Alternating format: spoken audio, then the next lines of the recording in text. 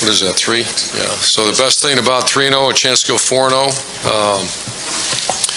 Ever since last year, the end of last season, our defense is playing exceptionally well. To think they held that outfit to whatever yards they did, well below their average, and 5 turnovers on offense. That's exceptional play by our defense. So I know there's going to be a million questions about the offense, and there should be. There's a little discombobulation that's got to get worked out. We have good players, good coaches, good scheme, and I always get sick when I start talking like that, because you take away from a great effort by opponent. But it's a very good effort by opponent, but we expect much higher execution than we're having right now. So I answer questions for you. Front row left, Bill. There weren't any excuses. It wasn't a short week. They didn't play a strange defense. Can you put your finger on what they actually played all odd? Yeah, they changed their defense, but once again, you're right. Can you put your finger on what the issue is offensively? No, but just because you can say the offense line's not blocking well, we're not coaching well on the offense line, then all of a sudden the receivers have some issues, and it's the quarterbacks have some issues. So it's discombobulated right now, and offense is it's a play, and the easiest way to think is 11 people doing the right things at the right time, and we're having some issues with that. It's not happening, obviously. So go back to work and get it fixed, and get it fixed fast. I have not lost confidence in our staff and our players, obviously, because we have very good players, and we'll get it worked out. Over to the right, Clay.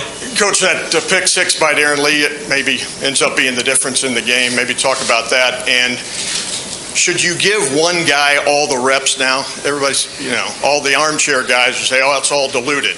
Do you need to pick a guy and It's all diluted? Not just the reps. Are they diluted? There might be some truth to that, and not that I'm going to call up some armchair people and ask them what they think, but I do believe in game reps, and that's how players get better, and that's something that I'm going to, I'm going to spend a lot of time thinking about that. What about Darren's play? Oh, great play. He's one of the best players in the country. I love that kid, and he's a high energy guy, and he's got great. He's got offensive skill hands, and really is a great player for us. Far left, Doug. Urban, the quarterbacks threw 3 interceptions today. What part of the offensive struggles are the quarterback at the moment? I'm not prepared to tell you that yet. I'll give you a little bit more insight next week. But the first one, it kind of, it was a wet ball and let it go down the field. The second one was just a misread, and the third one was we were trying a vertical pass down the field, and so misfired. I don't think there was duress on any one of them. It's just not fair for me to say, and I'm not a big BCD guy, and I'm not going to blame and complain and defend. So I'll have a little more information for you next week after we decipher what exactly happened. And I know the game just ended, but do you know who your starting quarterback is right now? Good question, and I don't know that right now. And I haven't had time to think about it. Far right, Jared.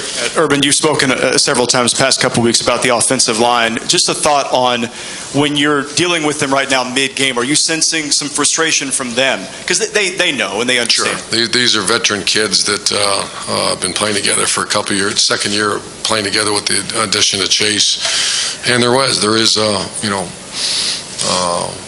that's kind of when you think of the big wins we've had around us, because you're displacing people, and then we're a play-action team on top of that. That's when things are going downhill fast, when you get Zeke and you see him busting, ripping through there, and the play-action off of it, and we're not hitting that. We haven't had it really, against Virginia Tech, the Bears there, and we were discombobulated. Last week was all odd, and then this week they went all odd, and we're having trouble with that right now. So we have to, number one, we got to give our players the right stuff at the right time to give them a chance, and then they have to execute it. And I'm certainly not saying the offensive line, no, that's not it at all. So we have a long way to go, coaching and playing. And the good thing is we're going to devote a lot of time getting this thing right. Far left, Austin. Urban, with as much as your reputation is tied to offense, are you okay with this currently being a defense-led program? Sure. I'm okay with winning games, and I'm not okay with 5 turnovers and lack of execution and not be able to control the line of scrimmage, because that's a recipe for failure. When at some point you'll fail miserably. We'll say turnovers, and if you can't control the line of scrimmage, you're not going to win a big game. And those two things got to get fixed fast. Front row right, Tim. Yeah, Urban, last guy I heard say discombobulated was me. How many times have you used that word in your life?